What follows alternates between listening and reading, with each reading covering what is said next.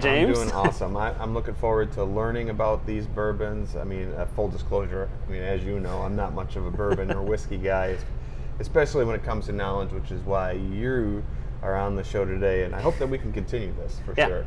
Well, I'm around, so. Yep, you are around. Before we get talking about the Woodfords, why don't you tell me and those that are listening what got you in the bourbon? I definitely come in from the beer side of things, and over the years I got into more and more darker beers, and as you get into dark beers you get a lot of bourbon barrel beers, and it's actually kind of my wife and my father-in-law who got me into bourbon because they got me drinking KBS, and that was my obsession for quite a few years, and I kept telling my father-in-law, Dan Bathrick, who loves bourbon, that it's only a matter of time until I get into bourbon, and he kind of took that to heart and bought me a couple bottles, and this Woodford bourbon right here is the first one that he got me into. So, is it fair to say this is one of your favorites? Yes, definitely. So it's only fitting that we have this for the first bourbon. Exactly. Yeah, I thought that was appropriate. Well, it looks like you got some notes. I do. Yeah. Why don't we just jump right in it? All Where right. do you want to start? All right. Well, these are both from Woodford Reserve. Like I said, I started with the Woodford Reserve bourbon. Nowadays, I mostly go for the double oaked because it just kind of increases everything that's in the normal Woodford Reserve. So we'll get into that a little more deeply in terms of like the nose and the taste and things like that. But both are initially aged for about 6 to 7 years. They don't have an age statement, but that's kind of through all the research I've kind of found online. It's somewhere between that. The double oaked, they then take out of the first barrel and age for 6 to 12 more months in a second barrel. In that barrel, they're kind of described as heavily toasted and lightly charred, so if that brings an image to your head, it's kind of getting a little bit more of that barrel flavor into it. They both run about 90.4 proof or 45% alcohol, so it's a really easy entry point bourbon. A lot of people tend to like those higher proofed bourbons. But when you're just starting out, I found that these really lower proof, easier drinking, they come across a lot smoother, quote unquote, to newbie bourbon drinkers. So, nice. Yeah.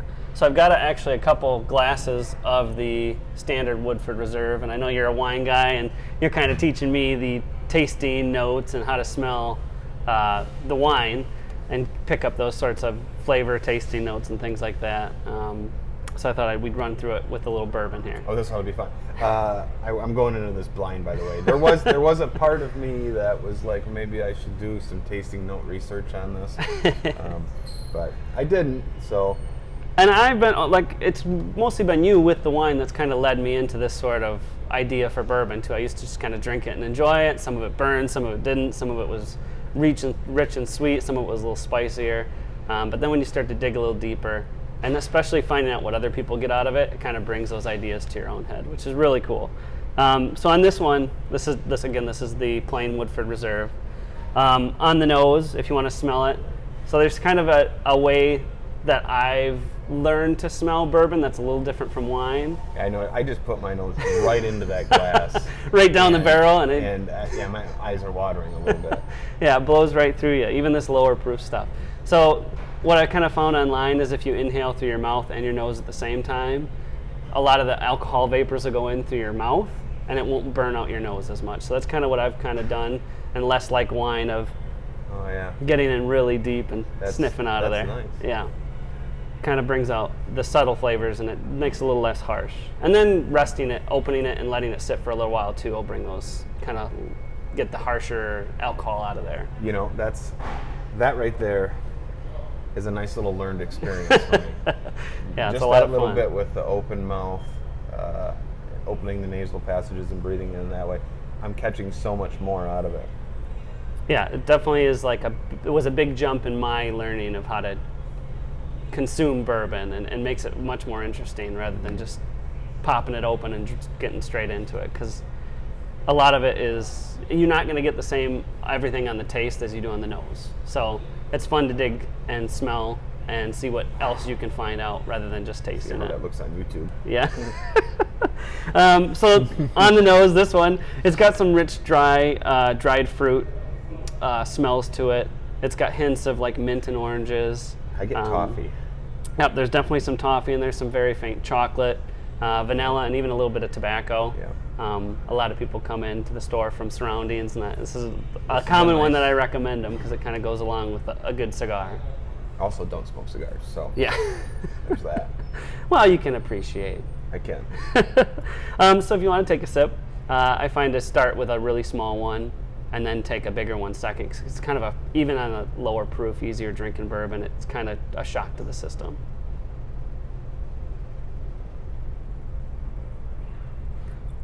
So right away, you get some of those similar flavors you would get on the nose.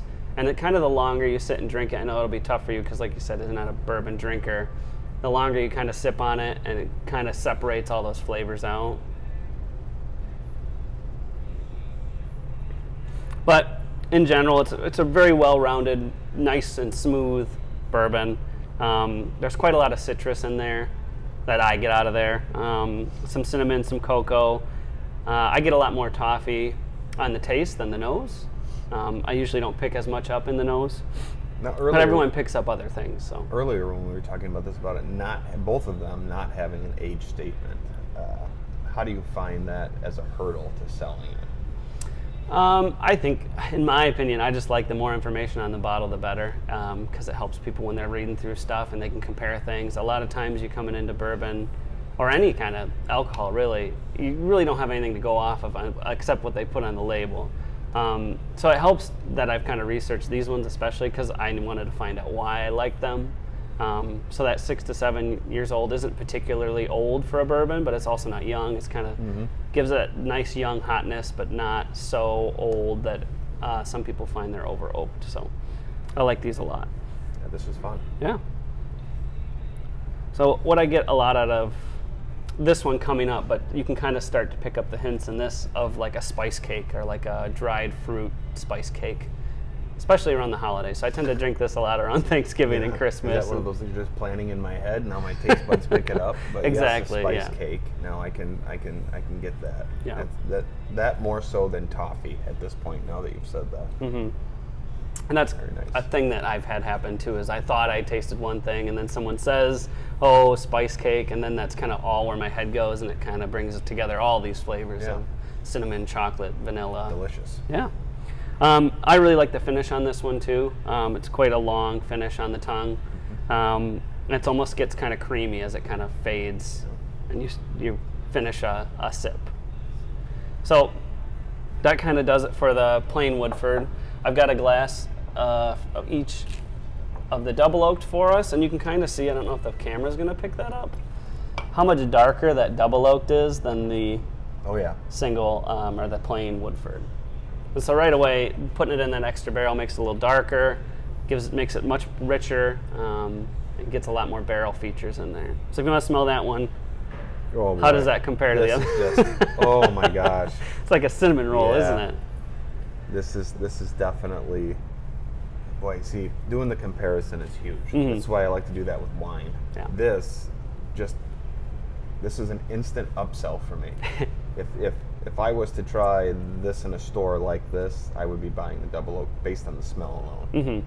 Yeah. After trying and smelling the reserve. It is definitely one of the most highly regarded, in my research and my experience, noses on a bourbon.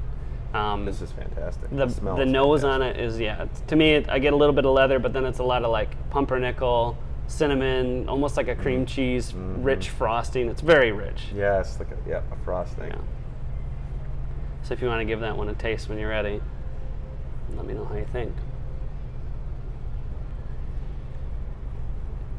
Smoother, it's more mellow. Mm-hmm. It's not as hot. At least it's not as hot in flavor to me. Right. Based on what I just had. I think for me, just a few drops of water might just make this the perfect nightcap. Yeah, definitely over a single ice cube or a couple drops of water. This is really nice. Wow. And it opens it up a lot. Yeah, I like that. The You reserve could- is fantastic. This is wonderful. This double oak is where it's at. Yeah, I could sit. Like, I often don't drink a whole lot of this. It'll just be about this much, and I'll just sit and sip on it for a very long time because it's just really nice. Like after dinner, as the sun's going down in the summer, or things like that, or next to the fireplace in the winter. Yeah, it's just very oaky. It's very rich vanilla. quite mellow. And you get that dried fruit again in there, but that's much more in the background. And that's why often I'll have people come in, they're looking for Woodford, or they're kind of, oh yeah, I've had Woodford before, and I ask if they've had the double oaked. They go, no, is it worth it? I think to anyone who's drinking Woodford Reserve, that double oaked, like you said, it's an easy sell. It's, for me, I very rarely go back to the plain Woodford anymore, because this just increases all the flavors that are in here. And yeah, it's just got such a long, nice, silky finish on this one. It's fantastic. You might just make a bourbon drinker out of me. I'll give it my best shot. More of these, and I'll have an excuse to make you try some of the more adventurous stuff. Oh, I love it. I love it. Is there anything you'd like to bookend for this? Yeah, actually, I've got a little cocktail that I found on their website, which I haven't tried yet either, but it sounded so good that, especially this time of year, where we got warm days and cool days. So they called it the Woodland Spire. It's 1.5 ounces of bourbon, 2 ounces lemonade, and 1 ounce of cranberry juice. And I think when family might be over for the holidays, you might be getting a little tired, you need to take the edge off a little bit. Woodland Spire, or Woodford Spire, sounds like might do the job. You know, I think we should make that drink. We'll make that drink here in the next couple of days. All right. And we'll video it, we'll put it online. Sounds Let good. people at home see it, and we'll sample it. Well, thank you, Danny. Yeah, cheers. This is fantastic. Cheers. Thanks for having me on. Thanks for being on.